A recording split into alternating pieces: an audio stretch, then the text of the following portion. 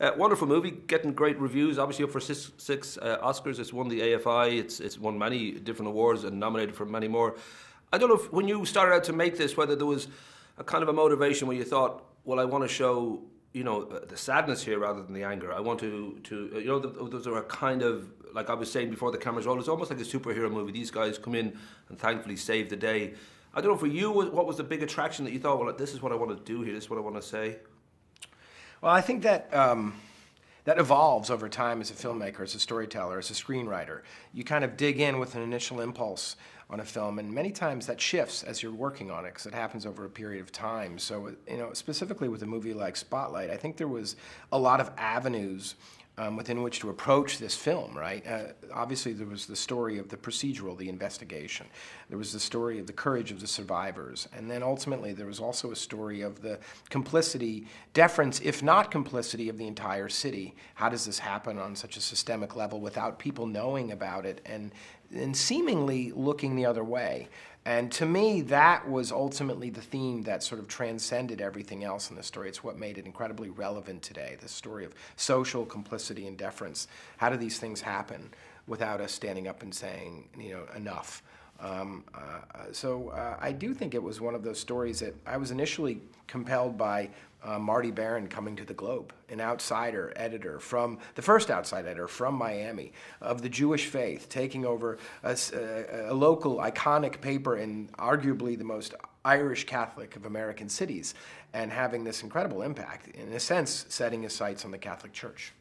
You yourself, you grew up in New Providence, New Jersey, and you're from an Irish Catholic, American family, and that those sort of aspects of the fact that there is a huge belief in God in America, and you're going to offend, some people by even suggesting that there was, that there's something wrong in paradise. I mean, was there any kind of like worry on your part? I don't know if even on a personal level that there would be those who feel, this is old news and we should move on, and these people have, suffered enough. And well, I've heard that even from contemporaries now, which has surprised me. Catholic contemporaries, some who have said, by that I mean friends, who've said, do we really need to tell the story again? And the answer is absolutely yes, because this story is still being told. It's something the church is still dealing with, something survivors are still dealing with. There are still survivors and families of victims who have not come forward. And quite honestly, it's a crime that persists around the world. So there was no question in my mind that there was absolute social relevance to telling this story. Did it concern me? Of course. I come from a very Catholic family.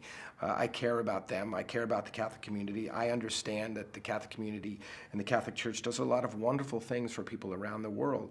But you have to always weigh and leverage those two things against one another. And in this particular instance, it seemed clear that this was a story worth telling. I know that they are a very different kind of men in black, the priests, and I don't know if they. You haven't had any kind of like men in cars sitting around your house or your parents' house in long black dresses, looking menacingly at their Honestly, Bibles. That is an element that we probably could have used in telling the story. We're like, can't we find an evil monk or something like that? Someone really cool. But no. The church, when we were making the movie, remained quite silent to it. And since its release, by and large, from what I can tell, has been supportive of the movie and has had some very positive things in some cases to say.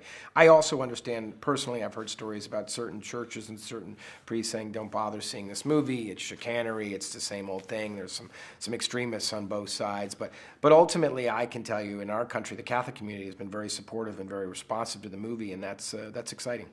I know in Ireland people are divided about the church. Some see them as evil, and some see them as more like the Death Star, or just there's a definite kind of mistrust, thankfully, of the church now. For you personally, do you find that it evolved over the making of the film, or whether you'd already kind of made up your mind about what the church means to you, and also the fact that there's no God? I don't know if that sort of played a part in the making of the film.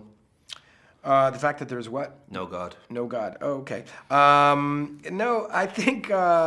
Look, I don't believe in I think if you go back through all my movies, you'll see this. I don't believe in just like good and bad, black and white necessarily. I think there's extreme cases of that. But I think with this particular story, there's a lot of good people on both sides of the issue. And that's what makes it so difficult to deal with and root out and solve this particular problem, this crisis. So I think it's an incredibly complicated, nuanced issue.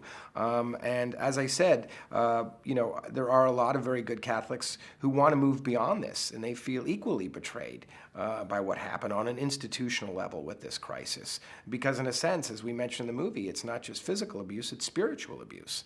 And there's a lot of people who rely on their faith to get through the day. And in a sense, when something like this is unearthed, it robs them of that. So I do think it's for me as a storyteller, as a filmmaker, it's why I told this story. I think it's an incredibly complex issue and incredibly compelling. And hopefully it'll just promote discussion. My one thing is people don't like to talk about this. Why would you? It's a very ugly issue. It's best just not to talk. Where do you want to talk about it? The breakfast table? No. You want to go out to drink? No, you don't want to. There's no time to talk about it. This hopefully will get people talking about it. You've had a wonderful work in front of the camera, behind the camera. You've written and directed some wonderful movies, The Visitor and Station Agent and Win-Win and co-wrote Up, the great Pixar movie. The idea of a commercial appeal, and as you say, this is an ugly story, so that idea that you're going to get people to go and see it when they might just feel this is homework, this is something I know I'm going to feel kind of upset about at some points and all that. Was that a kind of a tricky one to get right? Because you have made a very solid movie, it's gotten great reviews, which obviously helps a lot. But was it always kind of at the back of your mind, I wonder if people will want to see this? Well, you always worry about that as a filmmaker. I mean, ultimately, we don't make it just because we're interested, and we make it because we make it for audiences. I think we felt from the beginning that we had a really compelling story in the investigation here, and that people would really respond to that. Look, we put together an amazing cast that goes beyond even the faces on this board, but they're a pretty good lot. So the fact that we have had commercial success in the U.S. and we've done very well at the box office is really exciting. Because, look, I think there's wonderful entertainment movies out there, right? There's a lot of genre movies, sci-fi movies. They're wonderful movies. Go see them. They're great escapes. But then there are movies that also make you leave the theater and want to really talk about something, and I think that's what Spotlight. So it's a wonderful alternative. I happen to like both, and I need both. I went and saw Star Wars when I arrived in Dublin yesterday because I hadn't had a chance to see it, and I had a wonderful 2.5 hours in the theater. But it's great to have the opportunity to even tell a story like this right now. So it's encouraging to us that there's audiences that are seeking out both kinds of entertainment. I might have, we're going to have to wrap up soon, but I might have misread, but when I saw the Golden Globes, just when Gervais had the trailer for Spotlight, it was up for the awards, and he seemed to sort of sigh afterwards. I don't know whether that was an audience thing he was doing or whether that was his feeling that the film itself is tough, or it's a hard sell to him. I don't know if that was maybe I think I do. I don't know. His bit through the night was he had this sort of ongoing bit, and I think he's a funny guy, but an ongoing bit of like he didn't want to be there or he didn't believe in the awards. It was very. He was sort of taking the piss out of the awards all night and being like, "Why are we here?" That was sort of his ongoing thing. So I think it was more a reflection of that than the film. But look, I think what's worked best about this film is it isn't homework. We're not preachy. Ultimately, it's a really entertaining film. Otherwise, I think audiences haven't been seeing it. So hopefully people will judge it after seeing it. I should ask, as we wrap up, the Irish connection. Obviously, you're an incredibly talented writer and a good actor and a good director and all these good things, so that proves you're Irish. But I don't know whether there's a definite line that we come from Ballygo backwards, or this is where the family line comes from. Or... I spent a lot of time in Ballygo backwards. It's a lovely place.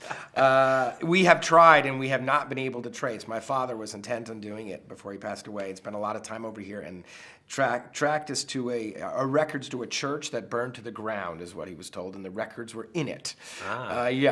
So we've never been able to connect the actual dots, which we're still, one of my brothers is intent on doing. So hopefully one day we'll have that answer. Well, the fact that you're up for 6 Oscar nominations, I'm sure there's a lot of McCarthys around the country just trying to find someone the connection should come to out. pull We're looking you in for there, a home. We're looking for a parade home. for you, get a street named after you. That's why I'm here. That's why I'm here. You're going to turn 50 on the 30th of January, and you're at a particularly good point, and you've always had a lot of good points in your career, but I don't know if something like hitting 50, and it's a very young age really still, but I mean, do you have a feeling about a career like that? I should be this place by the time I'm 60. I'd like to be that kind of person or that kind of actor or that kind of filmmaker, or I mean, is it purely organic that you just sort of go from film to film, trying to do as best a job as you can and enjoy it? Probably that.